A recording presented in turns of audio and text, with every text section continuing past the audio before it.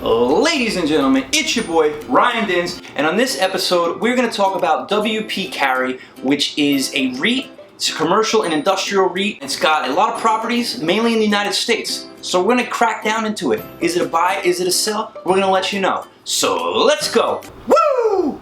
Just to start off with the boring stuff first, it's got a PE ratio of about 30, which is really good compared to its biggest competitor, which is O Realty, which is in the 50s. In my opinion, has a little bit less room to grow than WP Carey right now. WP Carey, the elephant in the room is what happened during the pandemic, but the good news is it only went down to about 96% of their tenants paying, down from where it's usually at, which is 99%, but it's back right in about 98%. So as soon as all these movie theaters and these gyms open back up again, which they kind of already have, I see that getting back to 99% real soon.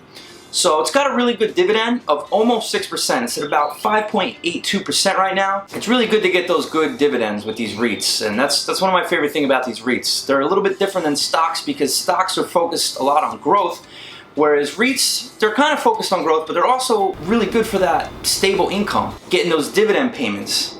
Yeah, it feels good to get them. If you've been watching my videos, you know that the best thing to do when you get these dividend payments is to just drip them back into it so you can continue to grow that income. WP Carey has been going strong for 48 years. It's got industrial properties, retail properties, office properties, warehouse properties. Just because a few businesses closed during COVID, it wasn't that big of a percent. Like I said, it was about 3% difference from 99 to 96 that it was. That panic tanked the price more than other industries. So that's why REITs, it's a good time to buy now, because I really think that most of the very popular REITs that have been big history of dividend raises and everything, I believe that they're going to go up a little bit more than most of the S&P in general.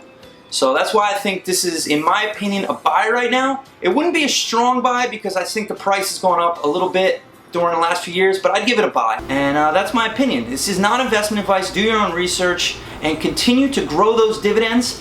Get that passive income, because once you get a good amount of dividend income coming in, it could replace your job, and that is how you get financial freedom. So thank you for watching this video. Make sure you hit the like and subscribe button. It helps the YouTube algorithm, and let's go!